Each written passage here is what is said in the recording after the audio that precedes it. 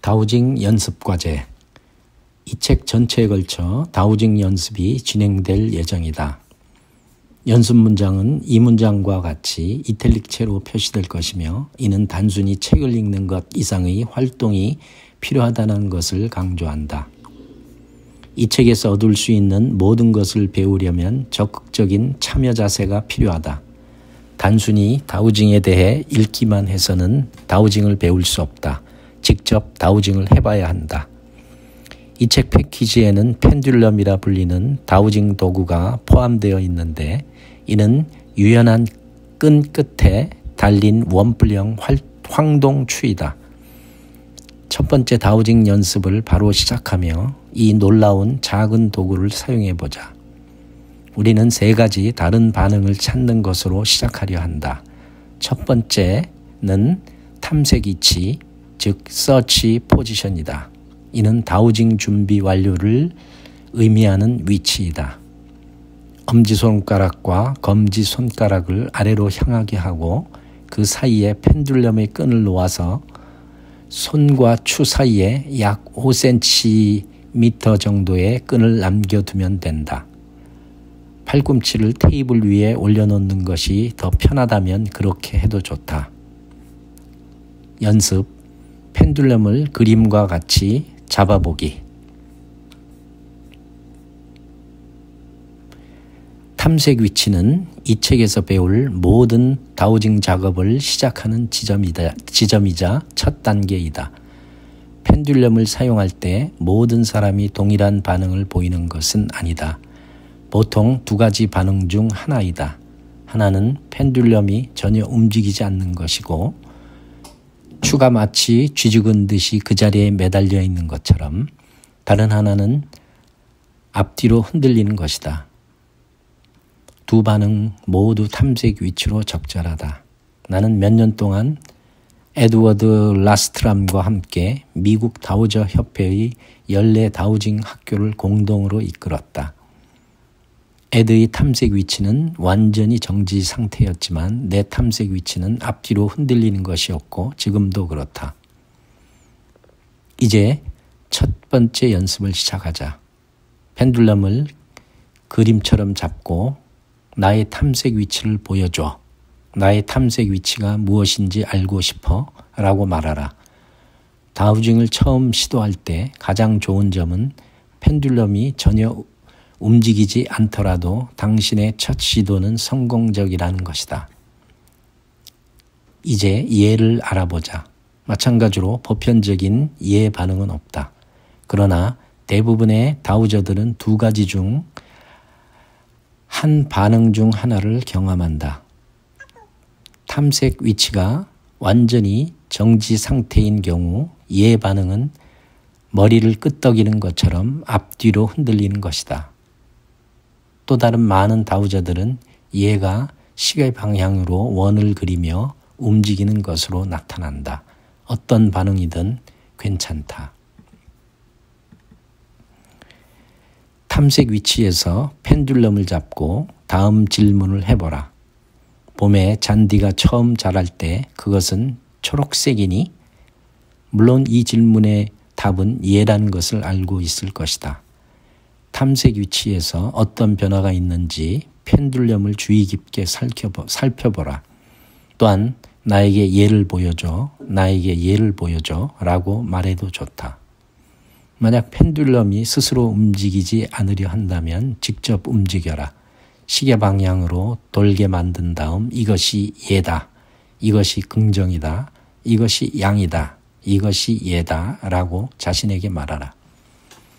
이제 아니오를 찾아보자.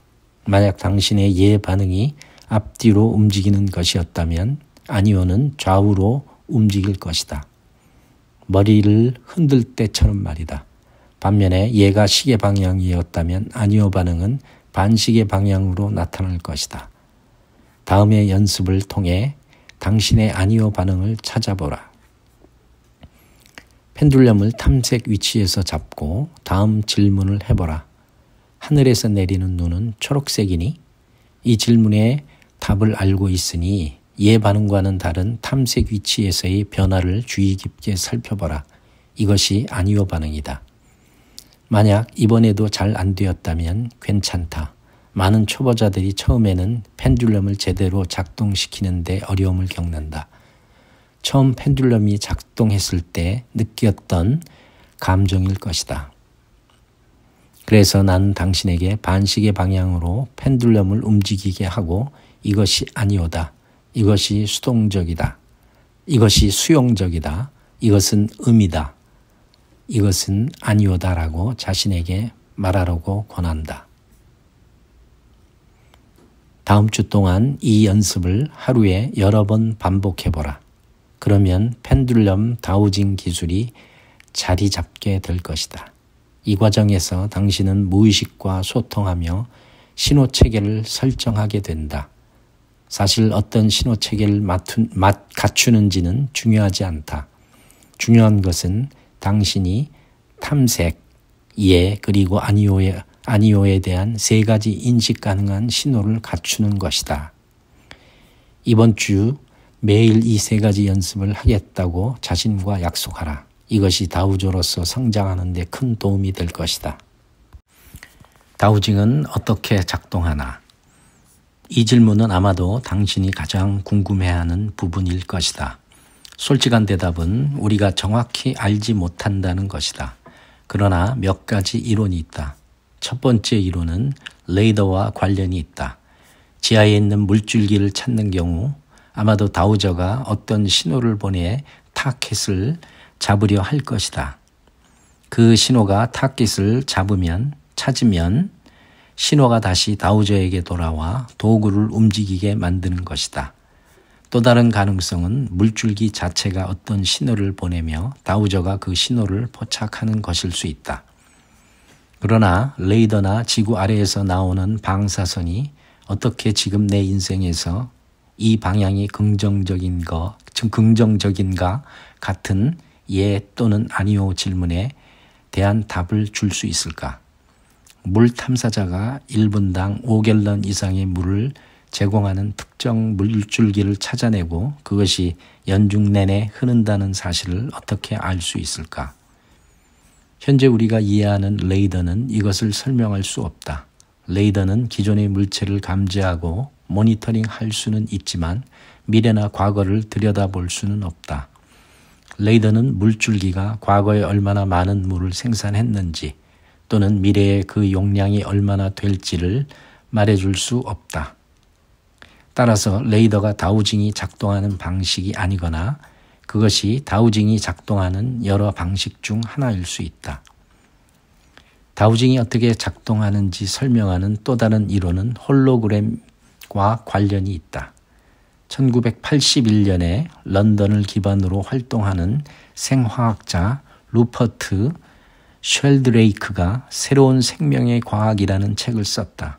이 책에서 그는 현실을 바라보는 새로운 오래된 방식을 제안했다.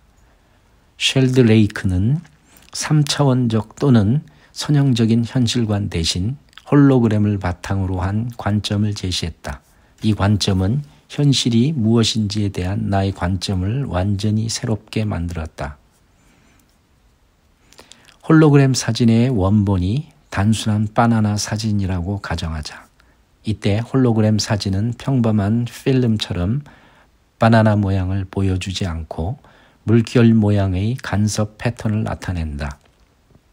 만약 홀로그램 필름의 일부분을 잘라내어 인쇄를 하면 평범한 사진에서는 잘린 부분만 인쇄되겠지만 홀로그램에서는 일부분이 잘려나갔음에도 불구하고 전체 바나나가 보인다. 물론 선명도가 약간 떨어질 수는 있겠지만 여전히 전체 바나나를 볼 수 있다. 어쩌면 우주 전체가 이러한 홀로그램과 같으며 우리는 그 전체의 작은 조각일지도 모른다. 만약 신이 우리 안에 있고 신이 전지전능하다면 우리는 물줄기가 연중 내내 흐르는지와 같은 질문에 대한 답을 찾을 수 있을 것이다. 만약 우리가 우주의 홀로그램의 일부라면 답은 우리 안에 있다고 말할 수 있다. 명상을 하는 사람들은 이러한 생각이 논리적이라고 말할지도 모른다. 홀로그램 모델에 따르면 우리의 존재 깊은 곳에 우리가 묻는 질문에 대한 답이 들어있다. 어떤 사람들은 이것을 고요한 작은 목소리라고 부른다. 따라서 홀로그램 모델은 다우징의 답이 다우저 자신의 내면에서 온다고 설명한다. 반면에 레이더는 외부의 정보를 이용하는 방식이다. 우리 안에서 어떤 신호가 나가서 목표물을 찾고 그 신호가 다시 우리에게 돌아오는 것이다. 또 다른 가능성은 다우징이 하늘의 커다란 도서관, 즉 힌두교에서 말하는 아카식 레코드 같은 곳과 연결된다는 것이다. 그곳에는 과거에 일어난 모든 것이 기록되어 있다. 이건 역시 외부에서 정보를 받아오는 방식이다. 펜듈럼은 우리에게 직관적인 측면을 열어줄 수 있는 도구이다. 이 도구가 작동하려면 이성적이고 직관적인 두 가지 측면 모두를 사용해야 한다. 영지주의자들은 이러한 직관적인 알을 사용할 수 있었으며 다우징은 오늘날 우리에게도 이를 사용할 수 있도록 해준다. 그렇다면 다우징은 어떻게 작동하는가? 실제 답은 앞서 말한 여러 설명 중 하나에 있을지도 모른다. 우리는 아직 완전히 알지 못하지만 다양한 이유로 다양한 시점에서 다우징은 서로 다른 방식과 수준에서 작동하는 것으로 보인다. 우리는 다우징을 레이더와 홀로그램 같은 다른 매체와 비교해 보았지만 궁극적으로 다우징이 어떻게 작동하느냐는 중요하지 않다. 중요한 것은 그것이 실제로 대부분의 경우 작동한다는 것이다. 이것은 다소 신뢰할 수 없어 보일 수도 있지만 중요한 것은 우리의 이성적인 측면도 100% 정확하지 않다는 것이다. 하지만 이성적인 측면과 직관적인 측면이 함께 작동하면 최선의 답을 찾을 확률이 크게 높아진다. 이 작은 책의 목적은 우리의 직관, 즉 알미, 현재보다 더 자주 작동하게 만드는 것이다. 이제 간단한 펜듈럼 연습을 다시 해보자. 엄지와 검지로 펜듈럼을 잡고 나의 탐색 위치를 보여줘 라고 말하라. 그 다음에는 나에게 얘를 보여줘 라고 말하라. 펜듈럼이 반응하는 것을 지켜보라. 이것이 얘다. 이것은 긍정이다. 이것은 양이다. 이것은 얘다. 그리고 이제 나에게 아니오를 보여줘 라고 말하라. 이것이 아니오다. 이것이 수용적이다. 이것이 음이다. 이것이 아니오다. 축하한다. 이제 당신은 다우저가 되는 길을 걷고 있다. 이 연습을 꾸준히 계속하는 것을 잊지 말라. 때때로 책을 잠시 내려놓고 다음 연습을 위한 필요한 준비물들을 챙겨야 할 것이다. 가능하면 이 책을 읽으면서 연습을 병행하라. 이후의 장들은 이 연습을 미리 해두면 훨씬 더 쉽게 이해할 수 있을 것이다.